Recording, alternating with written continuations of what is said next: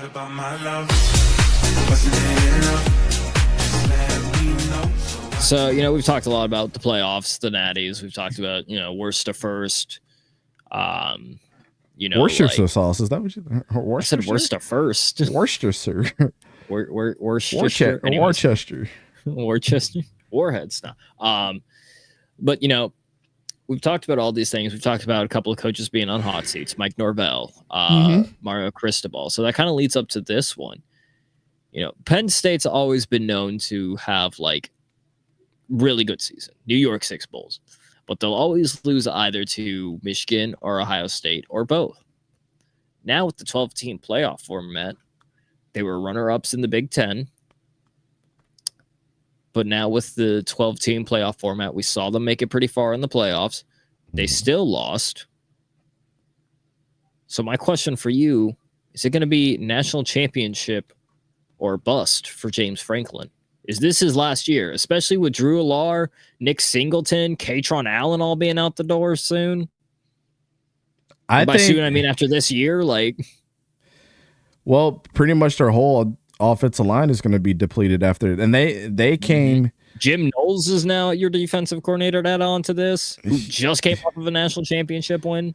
Yeah, it was nasty work what Ohio State did to him. We'll have to talk about that on a later day. But Drew Aller and James Franklin, I mean, I believe they just picked up a big recruit at quarterback as well that's coming for them. So, yeah, I mean, the pressure is on this year.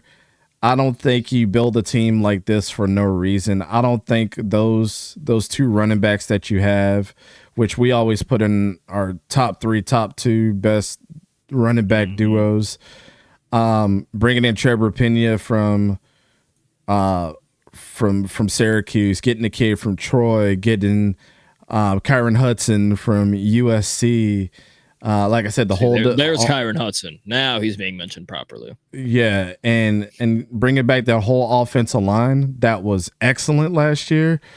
Jim Knowles automatically, y'all know the coach ratings that you have on NCAA, and then when you get a new coach, they bring their architect in. Yeah, and it's got the tree already built and everything. Yeah, archetype. I knew what you meant, but it's got their tree built already and stuff. Yeah. And they give their players a boost for certain things. Mm-hmm. Jim Knowles just brought his whole skill tree is at 100% full. So it's going to make everybody on that defensive front, on the defensive side, better overall. And so when I'm looking at this from James Franklin's point of view, this is the best team on paper that you've ever had. I don't understand that you lost Abdul Carter, Chop Robinson, those type of guys. Your safety, a linebacker here and there, a wide receiver, Tyler Warren. I think this all falls on. And shout out to James Franklin for going out his way and getting the wide receivers now. If you weren't going to recruit him, then you need to jump in the portal and go get him, and he got him. And so, at this point in time, I honestly think when we give James Franklin his grade on how well that he's done for his team, we could say that this has been an A+ offseason for you, sir. Whatever voodoo magic that you said to bring all those guys back and to get them back in that locker room was awesome. How many Lamborghinis did you give up? Yeah, I don't know. And then being able to pull, Jim Knowles over, this just says I'd be very surprised if we get NCAA 26 and it didn't have Penn State at a 99 rating. I'd be very one of the highest rated teams. Yeah, they have to be top 3, if not the highest. Yeah, they have to be top 3, or I'm really going to be upset. I'm not buying the game. I'm not even a Penn State fan. I'm afraid if they don't win it this year, then James Franklin is never going to have this caliber of team ever again in his stint. This is a one-in-a-lifetime situation that just rolled up to you, and the only thing that'll happen, it'll be between 2 things. If Andy Kotelnicki comes in and doesn't stop some of this weird-ass shit that he does on offense, and then just play towards Drew's strength and run the rock instead of running Stop running Drew Aller. Don't run Drew. Stop. Run your 2 running backs. Yes. Let him be able to. And I think because they've depended on their running game for so many different years that he wasn't able to build that connection with his receivers over the years as well. Like you think a lot of these other quarterbacks have. Like reps are everything. Get them more involved in the passing game because you brought these guys in for a reason. Kyron Hudson and Trevor Penny are no joke, and they're going to go out there and they're going to perform. Jim Knowles is going to, I can tell you who's not going to be his fault is Jim Knowles. I can tell you that. You can automatically take him out of the equation. He might be the one to step up if Franklin goes. And if Franklin doesn't tell 𝗕𝘂𝘀𝗂𝘀𝗀 and work with this team more to figure out what the strengths on both sides of the ball are, you're going to have a problem there from a coordination standpoint. Your head coach has to coordinate the coordinators. Yeah, pretty much.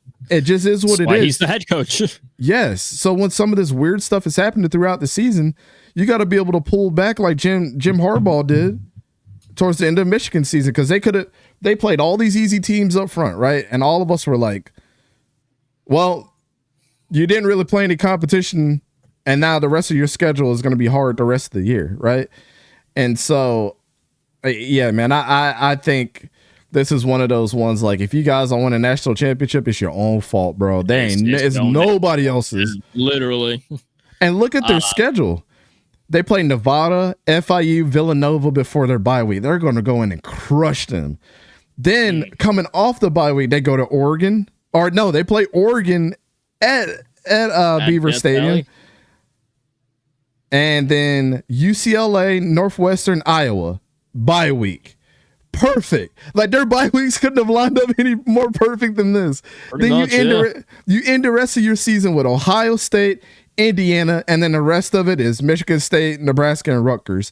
There's no reason that you cannot win it this year. There's absolutely no reason. Yeah, they don't face like Michigan, which who knows what they'll look like, but still, like you could see maybe like one loss or something and still be able to make the Big Ten championship, but like maybe even 2 losses depending on how it is. But it's like, and I'll go ahead and get into my statement especially because you brought up a couple of it, but like we've talked about like 𝗕𝘂𝘀𝗀𝘀 and Nick Singleton. This is year 2 of Andy 𝗕𝘂𝘀𝘀𝘀𝘀, whatever his name is. 𝗕𝘂𝘀𝘀𝘀𝘀. Yeah. This is year 2 of his stint. 𝗕𝘂𝘀𝘀𝘀𝑀 from Mortal Kombat. Andy Shao Kahn. But this is year 2 of his system, and exactly with what you've said. It is up to the head coach to be like, knock it off with this weird shit that you're doing. Let's play to Drew's strengths. Drew, come in this you want, because this is the last year. This is the year to do it, and it's exactly that. Jim Knowles is now there. You're in year 2 of your offensive coordinator system. Year 1, even with all the weird stuff, you almost got to the national championship. You made it far in the playoffs. You didn't win your conference, but you were the runner-up, and you made it far there. You made it far into your conference or into the playoffs. Jim Knowles coming off of just winning a national championship. James Franklin, he's had the experience. He knows there. Now he has playoff experience. So does his star quarterback. You've been able to get him weapons. You have lined everything up. This is the year to do it. This is the year you have to do it. Yep. So, to answer my own question, yeah, I do. I think it is.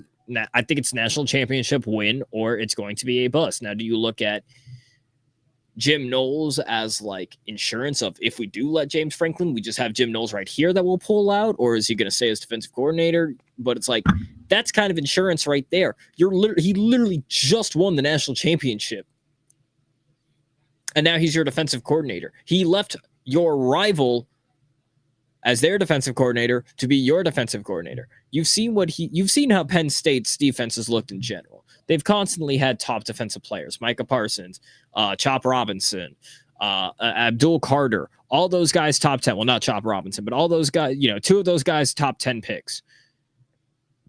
Chop Robinson, top 20 pick. But like all of them first round. And then you look outside still with like their safeties, their corners. You've seen all these like defensive players. So your team is exactly like with what you said. You're looking at NCAA, just rating wise, they're probably going to be like a top team. And granted, we know ratings obviously don't translate to how they are in real life, but it's like this team is stacked, coach wise, player wise. If they don't win the national championship, unless like some injury happens to a major, it's gonna piss me off if they don't. Listen, which hopefully, you know, no bad injuries happen. But like, if none of that stuff happens and they just lose, it's their own damn fault. There's no excuses. Yeah, man. It absolutely will be a disgrace if they are at least not in it. And so if they don't win it, I don't know how many chances that James Franklin is going to get. And for God's sakes, you're bringing in another star quarterback. Get him some wide receivers. We understand that you can recruit your ass off when it comes to defense and wide receivers and running backs and offensive linemen. Dude, you have Jim Knowles there that's going to be able to carry you and recruit in that. So you only have to worry about one side of the ball now. I don't know what you got to do. Maybe you got to go over and still Brian Hartline. Yeah. I was about. Oh, you get now. I was just saying the name carries weight. That's literally all I said. Yeah. So we shall see what happens, man. I mean, I'm super excited to see a legacy team like them make it back to a national championship in the foreseeable future, regardless of how much we think the whiteout game is overrated. But you know, you can fight with you can fight with fishing on that one. You can fight with fishing. Where's fishing football been at anyways? Maybe it's a good thing 𝗕𝘂𝘀𝗀𝘂 isn't here now. Yeah.